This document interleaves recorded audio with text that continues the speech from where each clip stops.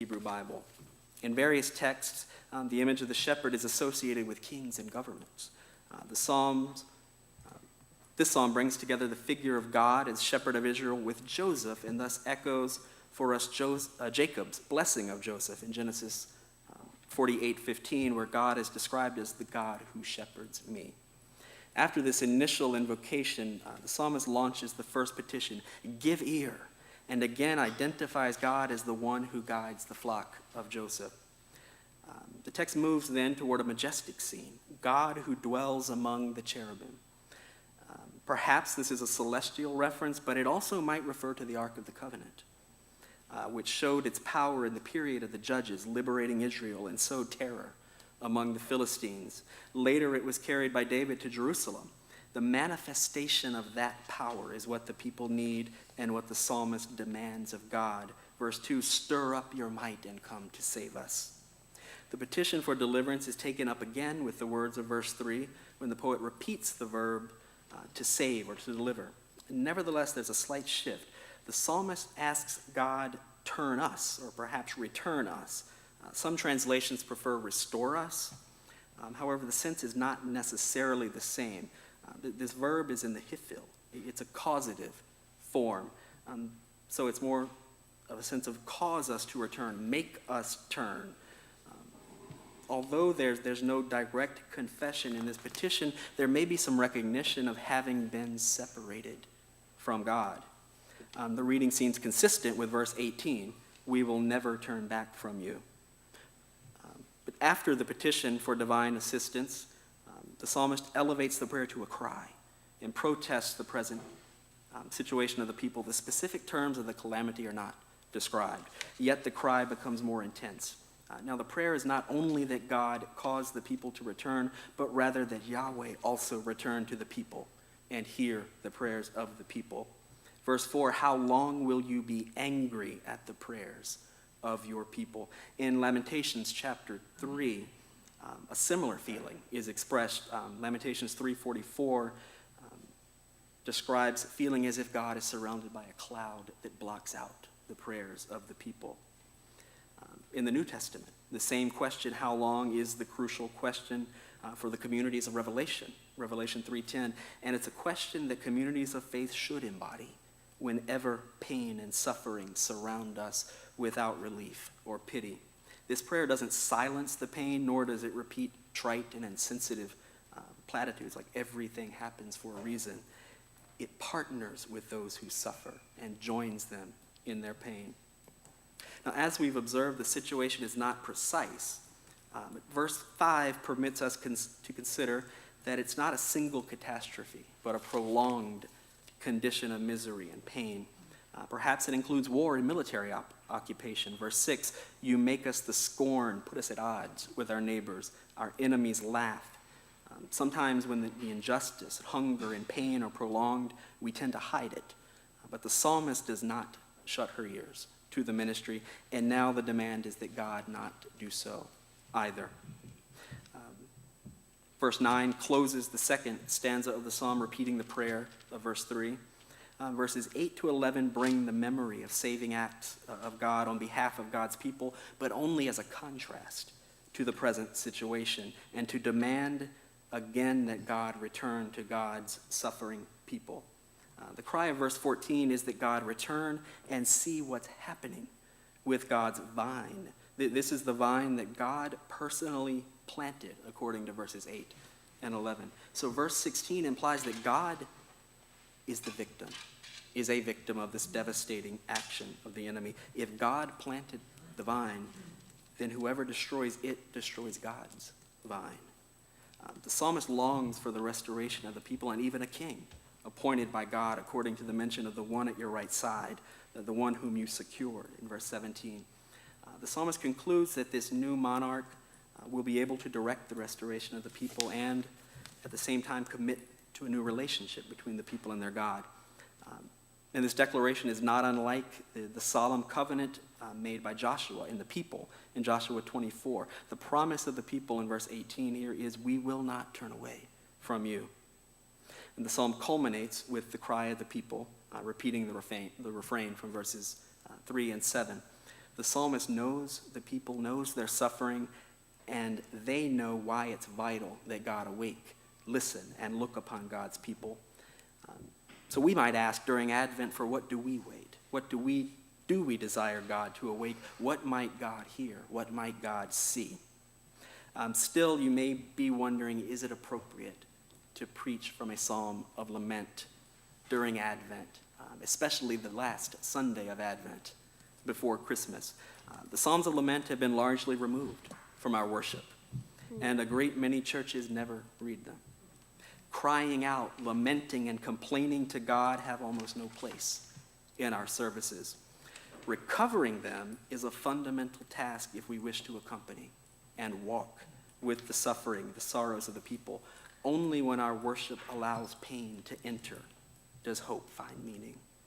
Lamentation and petitions that God return to us, not only the traditional message that we return to God, challenge us and give meaning to the hope of Advent.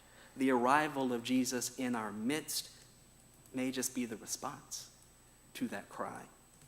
At pivotal moments in the salvation history recorded in the Hebrew Bible, the decisive actions of God on behalf of God's people always come in response to the cry of the people. This is the pattern set in Exodus, the book of Judges. It's mentioned in Isaiah. We should ask, could there be an incarnation without the cry of the people? Thank you. Thank you, Will. Wow, that was so rich, Will. Thank you so much. I'm going to invite you to sit back down, and I'm going to start off with just a couple of questions for you, and then invite our panelists to ask a few, and then, of course, open it up to those of you who are here. But here was the question that jumped out to me. I heard Will challenging us a couple of times and saying that we neglect the Psalms in our preaching, and in particular that we neglect lament and the Psalms of lament. And I had to admit I felt convicted by that. I don't go to the Psalms first. But I also know the reality of preachers, and we're about to hear 3 more speakers, and so we've probably gotten inspired to preach on these Psalms, but then we're going to hear 3 more speakers, and we're going to change our mind and want to preach on something else. And so I guess my question to you is, can we preach on more than one text in Advent? And are there ways in which we might connect the Psalms to some of the other texts that perhaps we go to more quickly? I think that's entirely appropriate, and I only did it in reference to one of the Psalms, but I think that can be very powerful to connect the Psalm to one of the other texts. The easiest might be the Gospel reading. So the short answer, yes, I do think so. I mean, I loved what you said about without the lamentation, does the incarnation have meaning in the same way. That's very beautiful. And then another thing is, I think a lot of us don't preach on the Psalms because we're just not sure how to explain what they are to the members of the church. I mean, what would be your elevator speech about who wrote the Psalms and why do we care? Elevator speech. The Psalms are often referred to as the prayer book of ancient Israel. They were collected over a long period of time, most likely written by a large number of people over centuries, and they are prayers. They're unique within Scripture. We speak of all Scripture as being inspired and the Word of God. The Psalms are uniquely human words, directed to God, and I think they matter for that reason. They give us models to pray. They give us the words to pray when we can't find our own, when we're so overwhelmed, particularly the laments. They give voice to the entire range of human emotion, from joy and celebration to sadness and even anger, a desire for vengeance. And I think it may be too simple, sound too simplistic. I think the key to recovering them for preaching is to simply present them as prayer. They are prayer. They are one side of a dialogue between 2 covenant partners. Sometimes I suspect that while we say that we avoid some of the Psalms or we take just only pieces of them. We say that we want to avoid the violent imagery, the Psalms that pray for the crushing of the enemies. But sometimes I think in avoiding them, what we're really avoiding is that part of ourselves that has that kind of anger and vengeance, and we don't want to be exposed to it. It's painful. I'd love to invite the other panelists if you have a question or a comment you'd like to direct toward Will. I do have a comment. I will just point out that the Psalms are going to be pivotal in the afternoon when we talk about some of the Gospels, because the Gospel writers turn to the Psalms in order to give voice to some of the characters that they have constructed in their Gospels. So when you hear Mary speak in Luke, you're going to pick up elements of the Psalm. And so one thing that we can begin to tune our minds to for later on is how to incorporate some Psalms as songs in our worship experience if we may be preaching on the Gospels. So that's something that will come out later on. Thank you.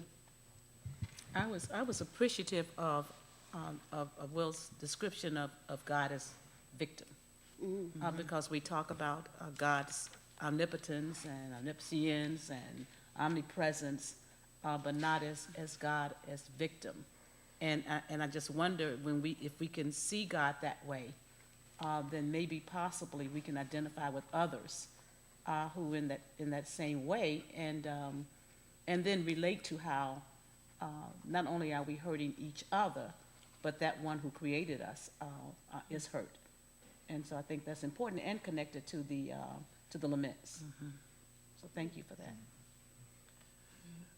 I was thinking about the 2 seasons of waiting in the liturgical calendar, right? Advent and Lent.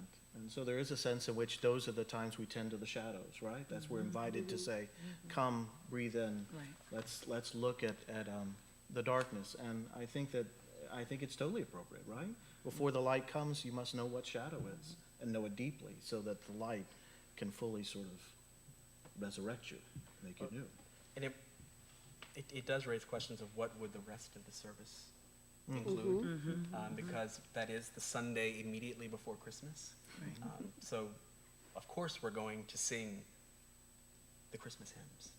We're going to sing joyful songs.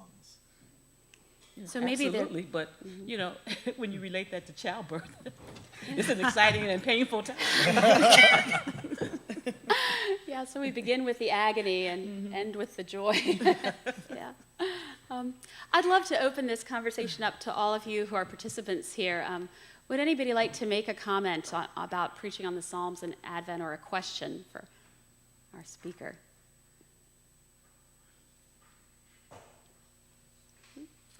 Yes, please. What happens to the definition of an all-powerful God when God is a victim? And I'm going to repeat the question. What happens to the definition of God as being all-powerful when you describe God as a victim? Just what I glean from the biblical witness is that God remains omnipotent, but in the depth of God's love, God chooses to suffer. God chooses. Real love, it involves pain. It involves suffering and hurt, loss. It wouldn't be authentic love without. So I would say God chooses. Do you connect that to the incarnation, and the cross? I think that's an obvious connection from a Christian perspective. But do you also, is that how you perceive God as victim, or is God victim even outside of the cross? I would say even outside of the cross, because God, we see particularly in the Hebrew Bible, we read of God grieving. God is angered. God expresses the range of human emotions. So I would say, yes, outside of the cross as well.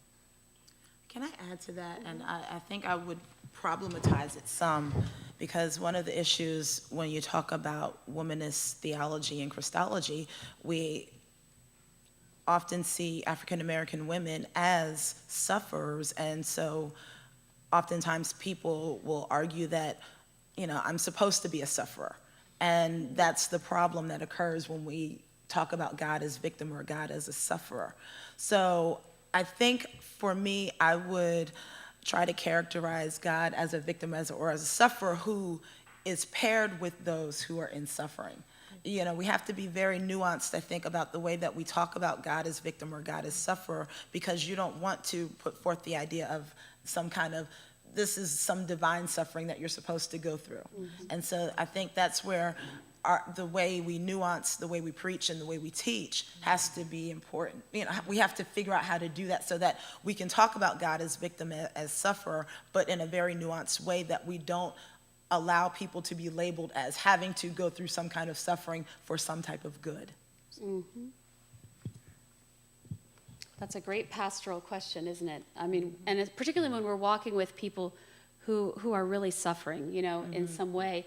And how do you find the presence of God in that without dismissing it as somehow, oh, God doesn't give you anything you can't handle, Right. you know, and that kind of statement.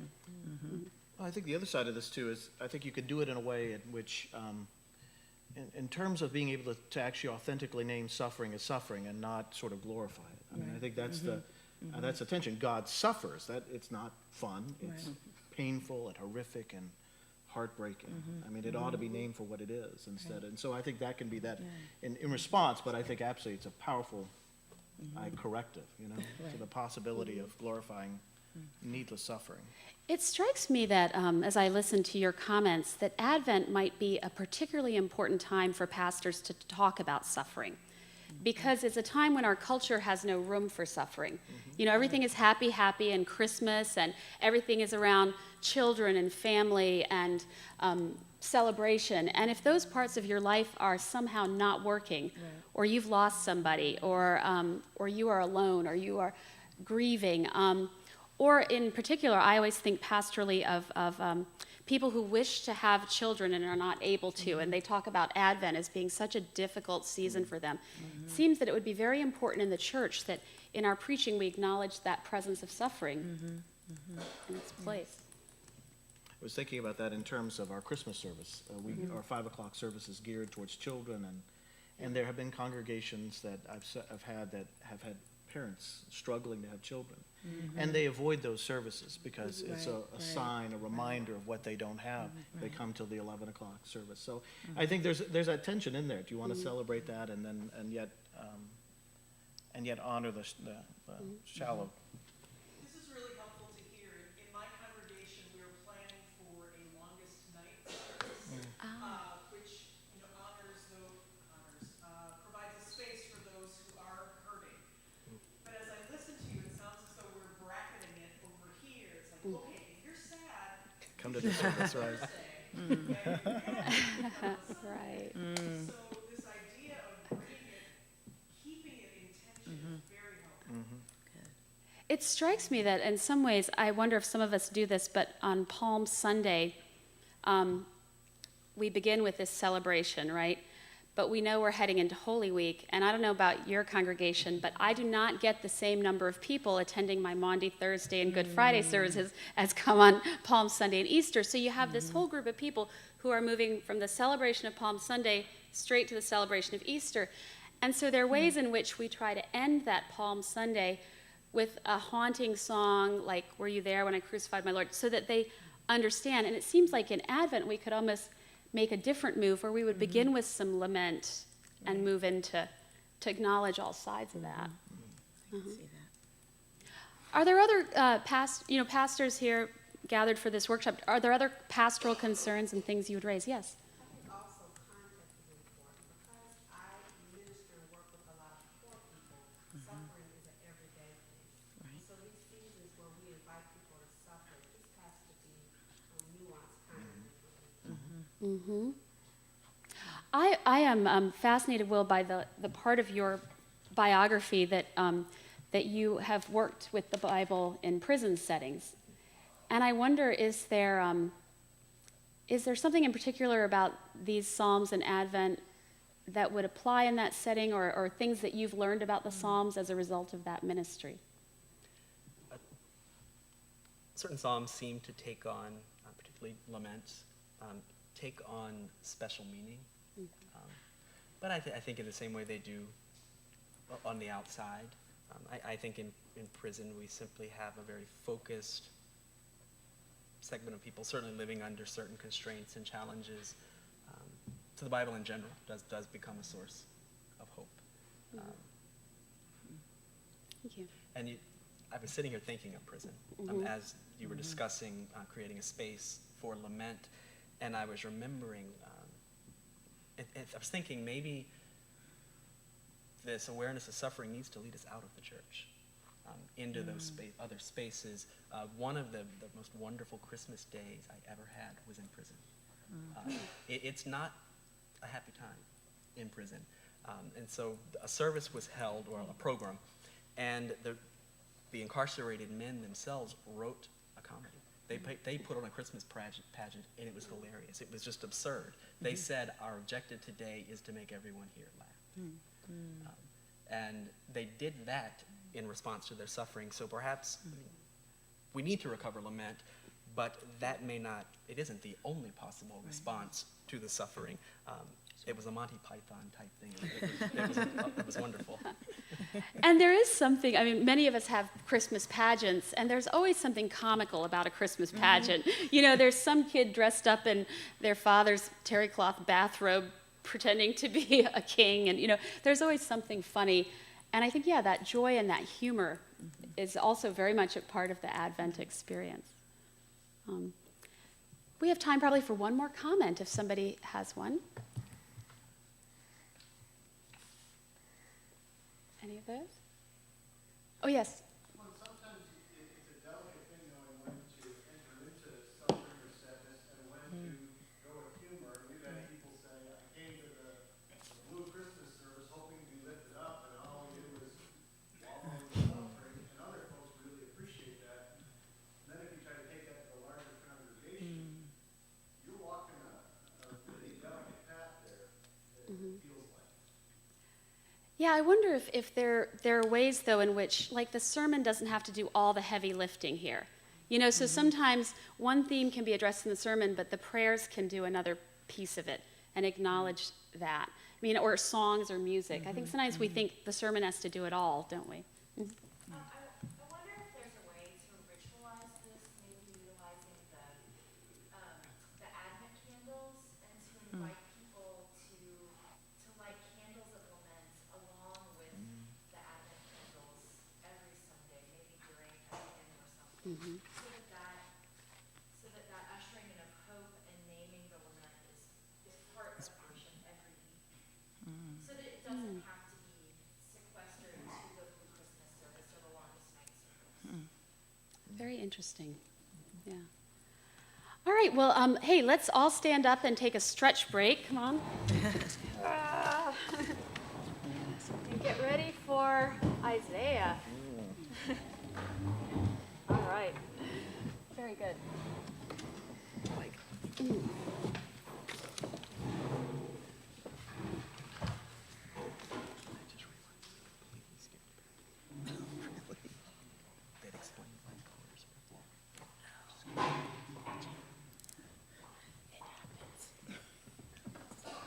As Kevin takes his place, I think it's always fun to look these days at how people read the Bible, meaning, in the mechanical sense.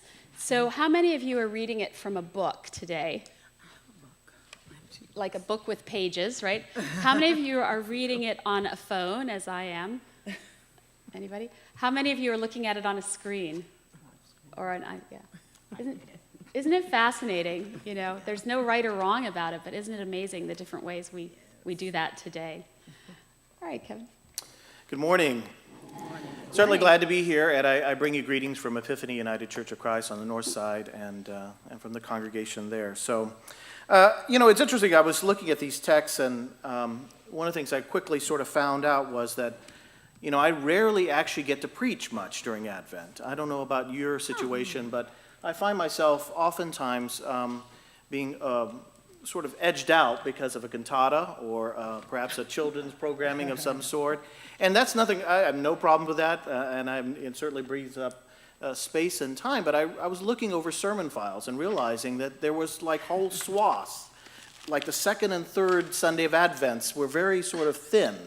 And I thought that was awfully telling in terms of the rhythms of the congregations that I've pastored over the years. So, and so in many ways, there is a sense in which it's hard to sort of find time to sort of build theme over this period of time. You've only got 4 Sundays. If you want to sort of build some larger structure in terms of a preaching narrative, it becomes harder. And so I've often thought that one of the best ways to do this, because there is such richness across the text, is often to perhaps just go with an Advent Bible study, to actually use the lectionary text as a way for an after-church sort of Bible study in which those texts can be explored a bit more and perhaps contextualized in a lot of different ways. The other thing that I think that because of the shortness of time, I was trained at Candler, and my professor was Dr. Gail O'Day, and she was a Johannine professor, a specialist in the Gospel of John, and she actually also did the preaching teaching at that time. And one of the things she was really clear about, she UCC, and she was really clear about, she was a person who believed in only